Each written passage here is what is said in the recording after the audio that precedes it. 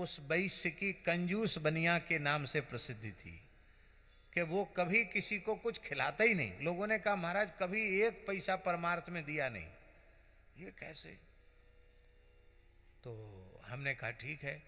तो भगत जी से हमने बात करी, हमने कि आपके मन में प्रेरणा कैसे जगी? और बोले महाराज मैं रोज भक्तमाल की कथा सुनने आता हूँ, जीवन में कोई बढ़िया काम तो मैंने किया नहीं, केवल व्यापार करता रहा। अब इतना बढ़िया काम आ गया कि संतों को जिमाओ तो भगवान राजी हो जाते हैं। तो हमने कहा ठीक है। तो महाराज मैंने तो व्यापार करके कमाया, कोई चोरी तो मैंने नहीं की है, तो आप करेंगे खर्च ज्यादा बड़ा हो जाए? बोले कोई बात नहीं, खूब चाहे जितना हो जाए, बढ़िया करना, एक ही तो भंडारा करना है। आपको स्मरण में होगा पूरे गांव का भंडारा हुआ था और एक वैश्य ने किया। वो कहा कथा सुन के मुझको भंडारा कराने की इच्छा पैदा हो गई। ये भक्तमाल की कथा का महात्म्य है। तो वहां भोज भंडारे होने लगे। आज हमारी तरफ से ठाकुर जी को भोग लगेगा, आज हमारी तरफ से भोग लगेगा। अब बढ़िया खीर मालपुआ और विविध प्रकार की रसोई बनने लगी। अब खूब आनंद होने लग गया। तो कुछ चोर भी आ गए। कुछ चोर आ गए, उन्होंने सोचा ये बहुत बढ़िया काम है, हैं? अरे खाली मूड तो मुड़ाना है, और मूड मुड़ा के साधुओं जैसे कपड़े पहन लो, लंबे चौड़े तिलक लगा लो, माला पहन लो, अब पहुंच चलो वहां सीताराम राधे श्याम करते हुए प्रेम से वहां पाओ, थोड़ी देर कथा में बैठो, कीर्तन में बैठो, और मौका पड़े तो चोरी करके चलेंगे। फिर मौका लग जाएगा तो चोरी कर लेंगे। तो वो चार चोर, अब वो ब्रजवासी ही थे, वो चार चोर अपना मूड मुड़ा के साधुओं जैसा भेष बना के वहां आ गए और बहुत दिन तक तो वहां रहे। एक रात्रि में मौका देख करके ठाकुर जी को लेके भाग गए। ठाकुर जी के स्वर्ण के आभूषण, ठाकुर जी की प्रतिमा और ठाकुर जी के कुछ थाल वगैरह, चांदी के कुछ न कुछ पात्र तो मंदिरों में होती ही है, वो सब लेकर के वो चोर चले गए। प्रातःकाल जब मंगला का समय हुआ तो मंदिर देखा सूना है, ठाकुर जी नहीं है मंदिर में। सब रोने लगे, ठाकुर जी कहां गए, ठाकुर जी कहां गए। प्रियादास जी को बहुत कष्ट हुआ कि मैं स्वयं कथा कह रहा हूं और ठाकुर जी को चोर ले गए। अब देखिए संतों की भावना देखिए, वो भगवान को मूर्ति नहीं मान रहे हैं, साक्षात मान रहे हैं। बोले भगवान को ले जाने की हिम्मत किसमें है? कोई नहीं ले जा सकता भगवान को। तब भगवान कैसे चले गए?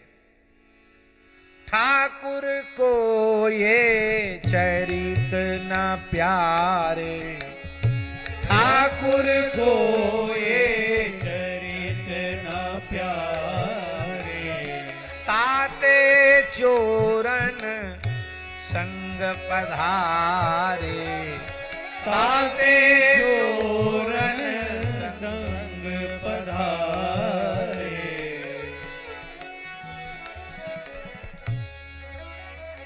भगवान को भक्तमाल की कथा अच्छी लगती तो चोरों के संग क्यों जाते? ये चोरों के संग चले गए, इसका मतलब इनको भक्त चरित्र प्रिय नहीं है। अब हम भी यहां से जा रहे हैं। श्री लालदास जी महंत जी बोले कि ठाकुर जी तो पहले ही चले गए और आप लोग भी हमारा त्याग करके चले जाओगे तो हम कैसे जीवित रहेंगे? हमारी तो दुर्गति हो जाएगी। इसलिए कोई बात नहीं, हरी इच्छा, आप लोग रसोई बनाइए, कथा करिए। प्रियादास जी बोले कथा करिए नहीं, आज के बाद जीवन में कभी भक्तमाल की कथा नहीं कहेंगे। कथा कहेंगे नहीं, भले हमने टीका लिख दी, नहीं कहेंगे, झूठी हो गई। नाभाजी ने कहा था कि भक्त चरित्रों के श्रोता भगवान है और भगवानी कथा छोड़ के भाग गए तो बात झूठी हो गई। श्री नाभायों वचन उचारे, श्री नाभायों वचन उचारे, हरि को जन चरित्र ये प्यारे हरि को जन चरित्र प्यारे। सो झूठी अब भैया सो झूठी अब भैया कथा त्यागी हरि गए पराई। कथा त्यागी हरि गए पराई। अब ये तो पक्का प्रियादास जी ने कर लिया। रसोई नहीं बनी आज, सब रो रहे हैं। और उधर जो चोर ठाकुर जी को लेके गए थे वो एक घास की ढेरी में ठाकुर जी को छिपा दिया और खेत में वहीं विश्राम करने लगे। भागे थे पूरी रात, थोड़ी देर विश्राम करने लगे चोर। तो चारों चोरों को एक साथ सपना आया।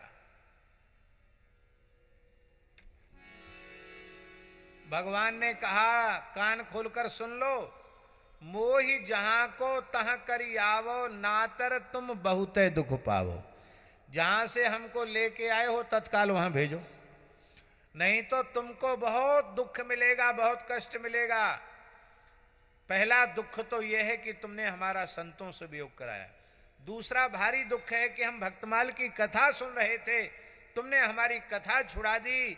और अब कान खोलकर सुन लो। दुहरे दुख परे हैं हम पर, दुहरे दुख परे हैं हम पे। चौहरे दुख डारूंगो तुम पर, चौहर दुख डारूंगो तुम पर। ये देखिए कितनी विचित्र बात है। वो क्या चोर भगवान से स्वप्न में भी बातचीत करने के लायक थे? उनका कोई साधन तो नहीं था। लेकिन जैसे दुष्ट व्यक्ति भी भगवान से विरोध करके उसका कल्याण हो जाता है, दुष्ट व्यक्तियों भी संत से जुड़ जाएं तो उनका कल्याण हो जाता है।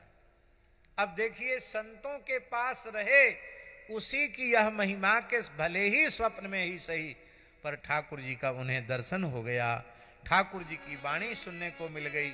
अब सबके सब चोर उठे, एक दूसरे को सपना सुनाने लगे। बोले हमको भी यही हुआ, हमको भी यही हुआ, हमको भी यही हुआ, हमको भी यही। अरे एक जैसा स्वप्न सबको एक ही समय में। अरे भैया चोर थर थर कांपने लगे। अब साधु के वेश में तो थे ही वो। चलो चलो चलो चलो ठाकुर जी को लेके चलो। तुरंत उन्होंने एक डोला बनाया ठाकुर जी के लिए और ठाकुर जी को डोला में बिठा करके कीर्तन करते हुए और होडल की तरफ चल पड़े। अब देखिए सवेरे 4 बजे पता चला चोरी का, और 8 बजे तक तो वो चोर ठाकुर जी को लेके आ गए। एक ब्राह्मण ने आकर के कहा आप लोग क्यों रो रहे हैं? चोर तिहारे ठाकुर ल्यावत, चोर तिहारे ठाकुर ल्यावत। नाचत गावत बजबत आवत, नाचत गावत बजबत आवत। सुनि सब साधु निपट हरसाए, करत कीर्तन सन्मुख धाये, करत कीर्तन सन्मुख धाये। अब तो संतों में आनंद की लहर दौड़ गई। खोल करताल मृदंग लेकर के सब कीर्तन करते हुए संत ठाकुर जी की अगवानी करने चले। उधर चोर कीर्तन करते हुए आ रहे, तमाम गांव की जनता भी इकट्ठी हो गई, बड़ा भारी समूह हो गया। अब चोरों तो महाराज चरणों में पड़ करके रोने लगे। बोले महाराज सपने में ठाकुर जी ने ये कहा, ठाकुर जी को फिर पंचामृत से स्नान कराया, मंदिर में उत्सव कराया, भक्तमाल की कथा होने लगी। और एक बात और सुनो, वो जो चोर थे ना, जो चोरी करने के लिए नकली साधु बने थे, अब वो असली साधु हो गए। बोले अब इस पवित्र वेश का हम त्याग नहीं करेंगे, अब जीवन में कभी चोरी नहीं करेंगे, अब तो सारा जीवन भजन में ही व्यतीत करेंगे। वे चोर सब संत हो गए और अब भक्तमाल की कथा होने लगी। अब तो सबने पक्का कर लिया कि भक्तमाल के श्रोता साक्षात ठाकुर जी हैं, इसमें कोई संदेह नहीं है। एक घटना हम आपको सुनाएं, ये तो कम से कम 300 350 साल पुरानी, 400 साल पुरानी घटनाएं हैं। एक और नई घटना हम आपको सुनाते हैं। सन हमारे स्मरण में नहीं है, लेकिन शायद 1995 के पहले की बात होगी। अब ये 90 की बात है कि 92 की कि 93 की, इसमें हमको भ्रम है, लेकिन इतना पक्का है कि 1995 के पहले की बात है।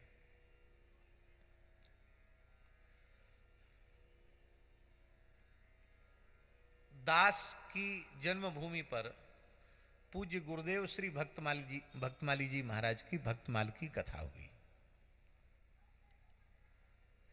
इस शरीर के जनक पिताजी ही मनोरथी थे कथा के। महाराज जी से कहा, महाराज जी भागवत जी की और वाल्मीकि की कथाएं तो हो चुकी हैं, और भक्तमाल की कथा गांव के लोग कभी सुने नहीं हैं। आपके मुखारविंद से भक्तमाल की कथा हो, भक्तमाल का समाज हो। महाराज जी ने स्वीकार कर लिया। बोले भाई भक्तमाल की कथा में साधु बहुत जाएंगे। मनसुखलाल जी भी गए थे उस कथा में। लगभग 50-55 साधु गए थे वृंदावन से। महाराज जी पूरा घर साधुओं से भर गया था। और पाठ हम कराते थे। भक्तमाल जी का अवस्था कम थी, लेकिन हारमोनियम बजा के पाठ हम कराते थे। तो महाराज जी कथा कहते थे, कम से कम 4-5 घंटे महाराज जी कथा कहते थे। 5 घंटे कथा कहते थे। बड़ी अद्भुत कथा हो। अब सामान्य मध्यम वर्गीय ब्राह्मण और इतना बड़ा आयोजन कैसे हो? तो पिताजी के मन में भाव जगा कि ठाकुर जी को ही सब सौंप के निश्चिंत हो जाएं कथा सुनने के लिए। तो उन्होंने पत्र लिखा।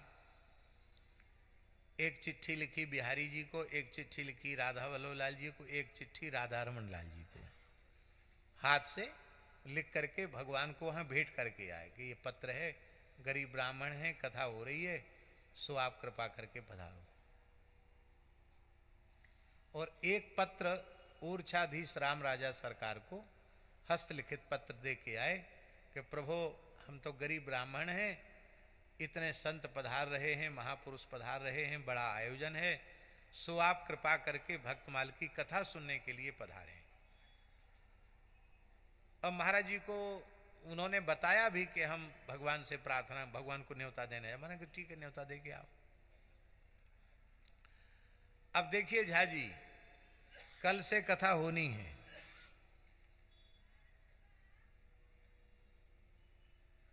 और आज महाराज जी पहुंच गए, सब साधु पहुंच गए। आज की रात्रि को श्री पिताजी को स्वप्न हुआ, एक एक करके वृंदावन के ठाकुर जी आ रहे हैं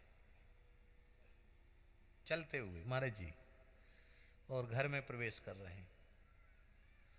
और इसके बाद एक हाथी दिखाई पड़ा। श्वेत रंग का हाथी है, 4 दांत हैं और संभवतः 2 सूंड हैं, और सोने का हौदा ऊपर कसा हुआ है, मणियां जटित हैं। महावत के रूप में हनुमान जी बैठे हैं और सिंहासन पर श्री सीताराम जी बैठे हैं, और महावत के रूप में अंकुश लेकर हनुमान जी बैठे हैं, और पीछे छत्र के पीछे छत्र पकड़ करके लक्ष्मण जी खड़े हैं पीछे। इस झांकी में दर्शन हुआ। ठाकुर जी हाथी पर बैठ करके, सीताराम जी महाराज, हनुमान जी, लक्ष्मण जी हाथी पर बैठ के आए। सपने की बात है। तो उन्होंने देखा तो अरे साक्षात साष्टांग दंडोत प्रणाम किया। अरे पंडित जी कोई बात नहीं, हम आए। कहां से आए? हम ऊर्छा से आए, राम राजा सरकार हैं, ओरछा से आए हैं। तो उन्होंने बड़ी दीनता में कहा, महाराज आप राजाधिराज हैं, हम तो कहाँ आपको बिठाएंगे, कहाँ रखेंगे। बोले तुम तो निश्चिंत होकर कथा सुनो, हमको न्योता दिया था ना भक्तमाल की कथा सुनने का, तो हम भक्तमाल की कथा श्रवण के लिए आए हैं, हमारी चिंता मत करो। वो हाथी के सहित श्री रघुनाथ जी घर में समा गए। अब ये स्वप्न उन्होंने किसी के सामने प्रकाशित नहीं किया, क्योंकि समय नहीं था, सवेरे से भक्तमाल का पाठ शुरू हो गया।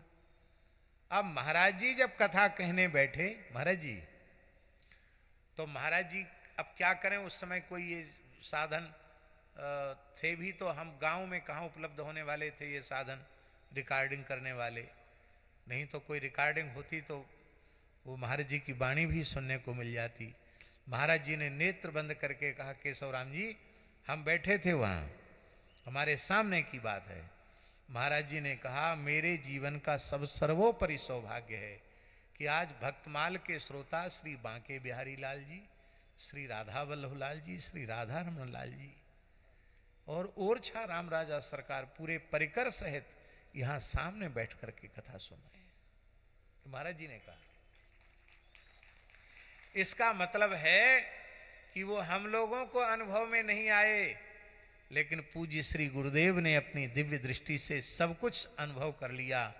और जब कथा हो गई तो पिताजी ने रोते हुए महाराज जी को स्वप्न सुनाया, तो महाराज जी कुछ बोले नहीं, मुस्कुरा करके भाव विह्वल हो गए। बस मानो महाराज जी ने कह दिया कि हाँ वो आ गए और मैंने भी उसका अनुभव कर लिया। ये तो घटना मान लो 1995 के पहले की, तो कितने साल पुरानी, 50 साल भी नहीं हुए, कितना साल हुआ है? हाँ 30-32 साल हुआ। 30-32 साल पुरानी घटना है कि ठाकुर जी एक ब्राह्मण के न्योते पर ठाकुर जी कथा सुनने पधारे। इसलिए संदेह की बिल्कुल बात नहीं है, आप हृदय से श्रद्धा और विश्वास कीजिए, भक्तमाल के श्रोता ठाकुर जी हैं। अरे यही प्रत्यक्ष चमत्कार देख लो, हमने तो इनको नहीं कहा था कि गोपीनाथ जी को यहाँ विराजमान करना, हाँ मन में इस बात का क्षोभ जरूर था कि हमारा मनोरथ तो वहाँ का था, चलो वहाँ व्यवस्था नहीं बन पाई तो यहीं सही, पर यहाँ भी ठाकुर जी आकर विराज गए। हाँ हाँ, तो मान लो उन्होंने अपना अनुग्रह कर दिया। अब एक और चरित्र है, 2 चरित्र हो गए, 3 चरित्र हमने बताए थे, एक और चरित्र है। वृंदावन में श्री प्रियादास जी भक्तमाल की कथा कर रहे थे। उसी समय कथा के पश्चात बाद में एक अलवर निवासी, अलवर है राजस्थान में, अलवर का एक वैश्य आया और उसने प्रियादास जी के चरणों में प्रणाम किया और बोला, महाराज कि मुझे एक हस्तलिखित भक्तमाल की पोथी दे दो। उस जमाने में छापे खाने नहीं थे, हाथ से ही लिखा जाता था पांडुलिपियां, बड़ा कठिन काम था पांडुलिपि लिखना। तो प्रियादास जी से कहा कि एक भक्तमाल की पांडुलिपि हमको भी दे दो। प्रियादास जी ने कहा, कहन सुनन कछु है अभ्यासा, क्या तुमको भक्तमाल की कथा कहने सुनने का अभ्यास है? तुम्हारे पास उपयोग हो पुस्तक का तब तो दें, क्योंकि बहुत श्रम पूर्वक लिखना पड़ता है, तब लिपि प्रतिलिपि तैयार होती है, कैसे दे दें? उसने कहा, न मुझे कहने का अभ्यास है, न सुनने का अभ्यास है, और न कहने सुनने की फुर्सत है। महाराज में जग व्यवहारी, ग्रह कामन में अटको भारी, मैं तो व्यापारी आदमी हूं, घर के काम धंधे में उलझा हूं, साधु संग का मेरे जीवन में अवसर नहीं है। और मैंने भक्तमाल की कथा सुनकर मन में ये निश्चय किया है कि जैसे रामायण जी में राम जी विराजते हैं, भागवत जी में भगवान श्री कृष्ण विराजते हैं, ऐसी भक्तमाल की पोथी में सब संत विराजते हैं। तो इस पोथी को हम अपने घर में ले जाकर रखेंगे, अपने बच्चों से कहेंगे जब हम मरने लग जाएं तो ये भक्तमाल की पोथी मेरी छाती पर रख देना। तो इतने साधु जब हमारी छाती पर होंगे तो हमारा जीवन का कोई साधन भले ही क्यों ना हो, इन संतों की कृपा से मैं भगवान के धाम को प्राप्त कर लूंगा। साधु संग को अवसर नाही, ताते में सोची मन माही। मरती बार ये पे धरी हो, इतने साधुन संग उवरी हो। मरते समय छाती पर रखकर इतने साधुओं का संग प्राप्त करके मैं भव सागर से उबर जाऊंगा। अब देखिए, उस वैश्य की यह बात सुन करके सुनी यह बात नेत्र भरी आए, प्रियादास जी की आंखों में प्रेमाश्रु छलक आए। इसकी बड़ी श्रद्धा है पोथी में, भले ही ये कहता कहने सुनने का अभ्यास नहीं, पर इतनी श्रद्धा है कि इसमें भक्त विराजते हैं, ये पोथी का अधिकारी है। एक प्रतिलिपि उसको दे दी। उसने बढ़िया बेस्टन में लपेट के एक अलमारी में बढ़िया प्रेम से बिछा करके रख दी। अब फिर कोई रोज रोज फूल तुलसी चढ़ावे, पूजा आरती करे, सो कुछ नहीं, बस धरी सो धरी रखी है। और अपने घर के काम धंधे में उलझ गया। अब बुढ़ापा तो था ही, मृत्यु आ गई और जीवन में कोई भजन साधन था नहीं। इसलिए यम के दूतन आय दवायो, दई त्रास अरु कंठ रुकायो। यम के दूत दिखाई पड़े, गला घुटने लग गया। अब बेटा पोता पोती पर पोता सब चारों ओर घेर के खड़े हैं। अब वो बेचारा बोल नहीं सकता। अपने नेत्रों के इशारे से उसने कहा, महाराज जी, नेत्रों के इशारे से कहा कि पोथी लाके मेरी छाती पर धर दो। ये तो सौभाग्य की बात है, उनके बच्चों को इशारा समझ में आ गया। नहीं आता तब क्या करते, इशारा समझ में आ गया। और भक्त माल की पोथी लाई, मम छाती ते देहु लगाई। ते उठाए पोथी ले आए, धरी छाती पर अचरज छाए। ते उठाए पोथी ले आए, धरी छाती पर अचरज छाए। धर तहीं यम के दूत भजे यों, सूरन के आगे कायर जो। जैसे ही छाती पर भक्तमाल की पोथी रखी, यमदूत भाग गए और उसका जो गला रुध रहा था, गला खुल गया। और जब गला खुल गया तो कंठ खुल्यो, नैननी जल ढार्यो। हरे कृष्ण गोविंद उचारो। मरते समय भगवान का नाम आ जाए तो क्या कहना, कितने सौभाग्य की बात है। हरे कृष्ण गोविंद नाम उसने उच्चारण किया। पुत्रों ने कहा, पिताजी पहले तो आप छटपटा रहे थे, आपके चेहरे पर बहुत क्लेश के, कष्ट के, भय के, उद्वेग के चिन्ह दिखाई पड़ रहे थे, पर अब तो आपका चेहरा प्रसन्नता से खिला हुआ है, नेत्रों से अश्रुपात हो रहा है, आप भगवान नामों का संकीर्तन कर रहे हैं। क्या कोई विचित्र घटना घट गई है क्या? कहा भयो सो कहिए ताता। तब उस वैश्य ने कहा, तिन कह यमदूतन दुख दीनो, भक्तनि अब उबार में लीनो। भक्तों ने मुझे उबार लिया। तो पिताजी आपको भक्त दिखाई पड़ रहे हैं? बोले हाँ दिखाई पड़ रहे हैं। कौन कौन? नामदेव, रैदास, कबीरा, सेन धना पीपा अति धीरा नामदेव रैदास कबीरा सेन धना पीपाति धीरा ठाड़े सकल कहत हैं बाता हमरे संग चलो अब ताता हाणे सकल कहत बाता हमरे संग चलो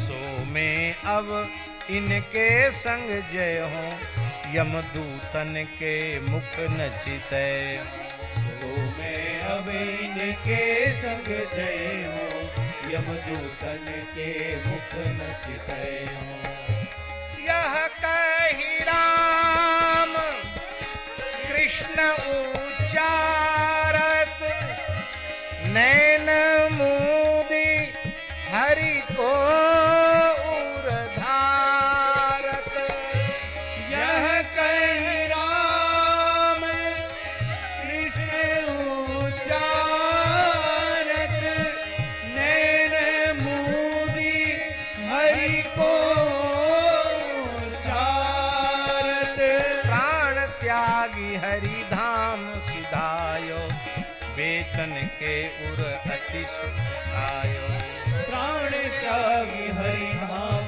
सिधायो वेतन के उर अति सुख पायो भगवान नाम कीर्तन करते करते भगवान का ध्यान करते करते उस वैश्य ने अपने देह का त्याग किया। प्रियादासी लिख रहे हैं केशवराम जी, तब ते तिनने नेम करे हैं अंत समय और ग्रंथ धरे हैं। उस वैश्य के परिवार में आज भी ये नियम चला आ रहा है कि मरते समय भक्तमाल की पोथी छाती पर रखी जाती है। बोले आपको कैसे पता चला?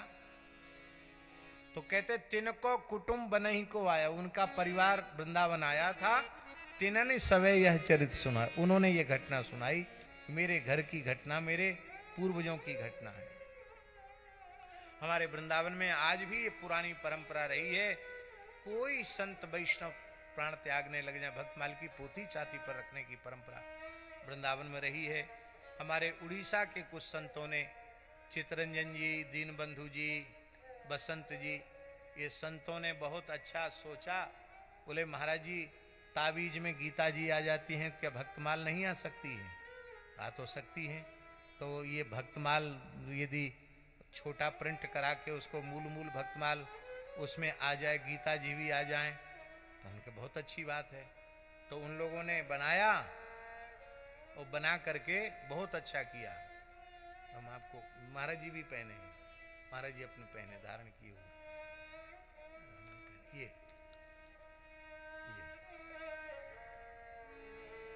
इसमें संपूर्ण भक्तमाल है, जगन्नाथ जी का महाप्रसाद है, गंगाजल भी है, इसमें ब्रजरज भी है, जगन्नाथ जी का महाप्रसाद है और संपूर्ण श्री गीता जी हैं इसमें। गीता जी, भक्तमाल, जगन्नाथ जी का महाप्रसाद और गंगाजल और तुलसी की रज, ये इतनी चीजें इसमें उड़िया संतों ने। अब तो वो प्रचलन में आ गई, अब तो वृंदावन के तमाम तुलसी कंठी वाले लोग बना बना करके और उसमें पैक करके सब बेचने लगे हैं। और मलुक पीठ में तो बहुत से लोग आते हैं कि महाराज हमको वो भक्तमाल वाली कंठी चाहिए, तो वहाँ ऑफिस में भी व्यवस्था कराई गई है। पता नहीं शायद यहाँ आए हैं लोग कि नहीं, यहाँ भी यहाँ है तो भक्तमाल जी लाए हैं कि नहीं ये पता नहीं मुझे। तो भक्तमाल जी लाए हो तो यहाँ से प्राप्त हो सकती है, अन्यथा जो वृंदावन जाएंगे वृंदावन में तो आपको मिल जाएगी। प्रामाणिक रूप से वृंदावन में मिल जाएगी।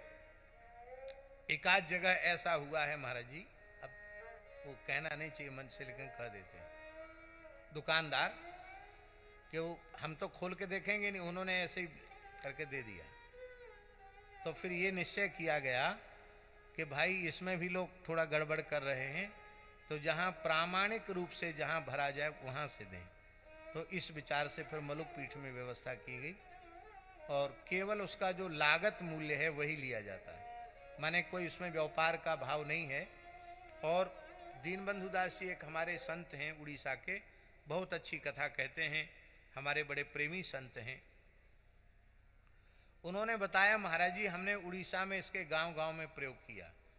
एक गांव में एक भक्तमाल की कंठी दे दी और कह दिया कि जिस किसी व्यक्ति का प्राण निकलने लग जाए, स्त्री हो अथवा पुरुष, उसकी छाती पर थोड़ा गंगा जल छीट के, पवित्र जल छीट के, तुलसी दल और ये पधरा दो और सब लोग कीर्तन करो।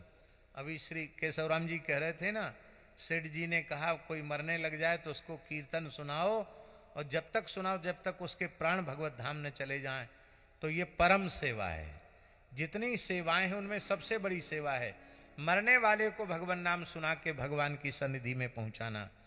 तो कहते कितने लोगों को भगवान नाम का श्रवण करते हुए भक्तमाल की पोथी के कारण भगवान की प्राप्ति हुई और वो भगवान नाम उच्चारण करते हुए देह का त्याग किया। गांव में एक ही कंठी, फिर उसको फिर धो के रख लिया, फिर दूसरा कोई मरने लग गया तो उसको। अब हमेशा जो अपने कंठ में धारण करेंगे उनके लिए तो कहने का उनका तो पक्का पट्टा लिख गया कि अब वो किसी भी कीमत पर उनको इधर उधर भटकना ही नहीं है, उन्हें भगवान के धाम में जाना ही है। पर इसका मतलब यह मत समझ लेना कि हमारा व्यक्तिगत जीवन पवित्र न हो। जीवन में सत्य सदाचार अवश्य होना चाहिए, धर्म निष्ठा होनी चाहिए, गौ ब्राह्मण संत माता पिता अतिथि इनके प्रति भगवत भाव होना चाहिए। धीरे धीरे अपने भगवत भाव को व्यापक बनाते हुए वासुदेव सर्वमिति स महात्मा सुदुर्लभा, पूरे जगत को भगवान भगवत रूप में देखना चाहिए। यही बहुत ऊंची बात है।